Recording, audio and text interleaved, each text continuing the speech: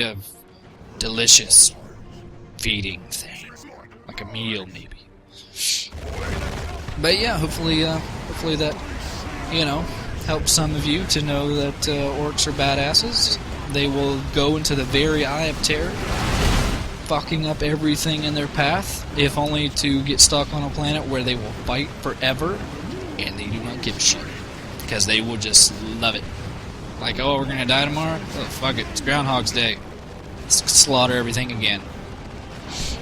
But while I was talking, Captain Bloodflag here and his own little war was having their own little time of their life, slaughtering all these corrupted IG men.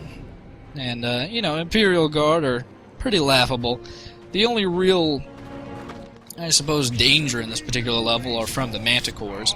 We haven't really seen Manticores, and really we won't ever see them again in the campaign. Basically, they are long-range artillery, as we've been seeing, or as you maybe have been seeing. They can be quite an annoyance if they're not dealt with as soon as possible.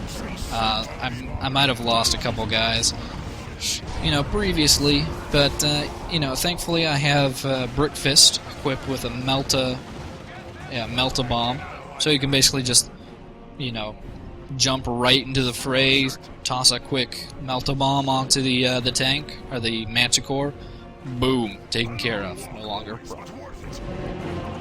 Now everybody else was just kind of fighting along. Got plenty of knobs. We got a few Ludas that we have some that suppress. We have some that do heavy damage to armored vehicles. Right now, we're actually seeing quite a few Lehman Russes on this particular level. I don't think we've seen those yet. Those are the larger tanks. You may notice that previously we'd mostly been fighting Chimeras. Chimeras are the lighter transport vehicles. They're equivalent to an Ork war truck, more or less. They are not too much of a hassle. It's more that the Lehman Russes are, what is the real danger. Or at least they would be a danger if we weren't a bunch of green-skinned badasses. Oh!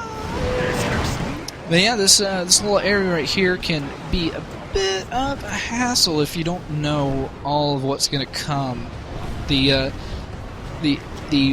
corrupted IG members are really entrenched here, and apparently they've been on this planet a while, amassing munitions and items for the forthcoming resurrection of Ulker, the Great Unclean One, avatar of Nurgle. But we want their bits, and we're going to take their bits. But obviously they don't want to give them up alive, so we have to do our best to make them less alive. And thankfully we got plenty of stick bombs, and plenty of Melta bombs, and plenty of to go around.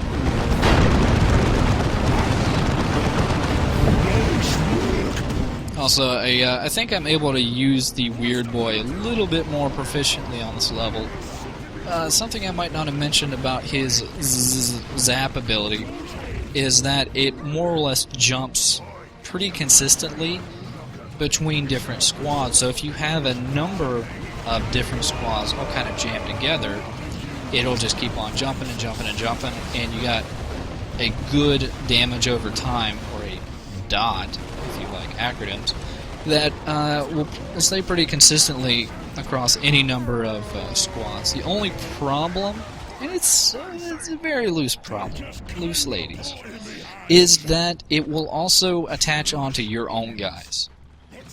Thankfully, though, it doesn't really do a lot of damage. It's more just a very small annoyance, especially since we have, Captain Bloodflag's war that just, it heals, it reinforces, it does more damage, it slices, it dices, it might even give you a back rub if you ask nice.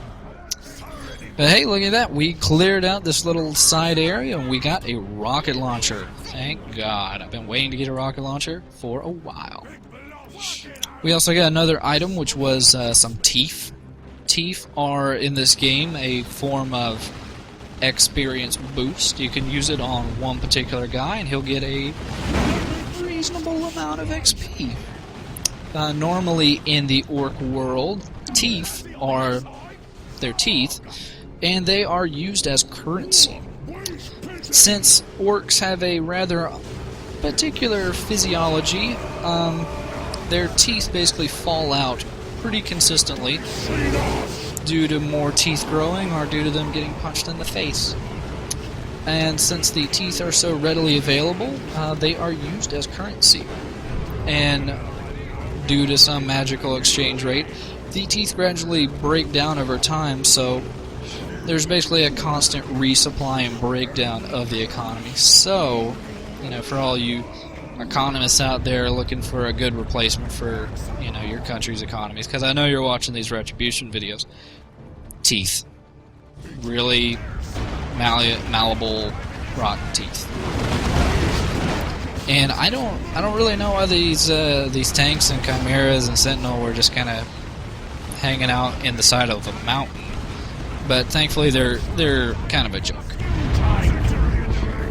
You know, with the combination of Mr. Nailbrain's beamy def gun, Luda's beamy def gun, and you know, Mr.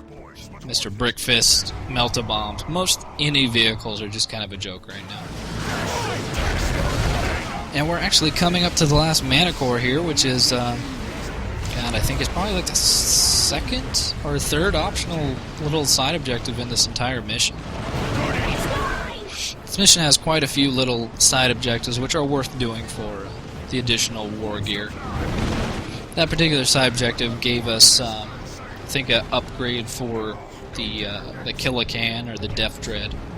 Still not really sure what would be the proper term for it. I think in the previous video, Corvus Moore was trying to point out that depending on its armament is more what determines what it is, but I'd have to look that up, and, you know, effort. Not really what I'm looking for right now. But we're actually almost to the end of the level. We just have to break through this final gate here, and we're actually going to be at the main corrupted IG base, I suppose. So we can fight the corrupted Imperial Guard commander. I'm sure he will be not lackluster. Yes, yes! Come, unbelievers! All care welcomes all! That's pretty friendly. I mean, I always hate those guys that just kind of close the door on you. Maybe I want to be a part of your religion. Who knows? Is there more fighting? Is it, you know, an eternal planet of blood and fighting? If so, sign me up. Is it a planet of, you know, tits and leather? Maybe. Sure. Is it a planet of unspeakable stink? I'll pass. I'll go to the sex planet with the sex demons. Or the fighting planet with punchy demons that yell. But yeah, on a completely different subject, the Imperial boss commander here, I don't know, he's not going to be what you expect him to be. And I don't know. It could have been more, honestly. But, you know, it's an optional mission. It's not meant to be that great, I suppose. It's still fun to just stomp all these Humies into the ground anyway.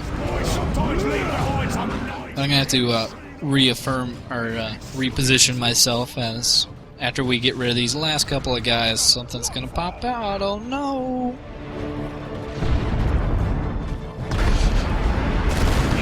No, no, it's another Chimera. Look out. I'm terrified. Yeah, the Renegade Commander's in a modified Chimera with a... I'm trying to remember what the name of it is. We'll be seeing more of them later, but it's basically a chemical cannon.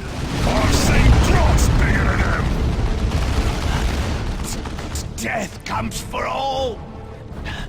May my flesh fester and rot and give life anew for Nurgle. So yeah, say goodbye to the Renegade Commander. Say goodbye to another wonderful level of Retribution. This is Negron. See you later.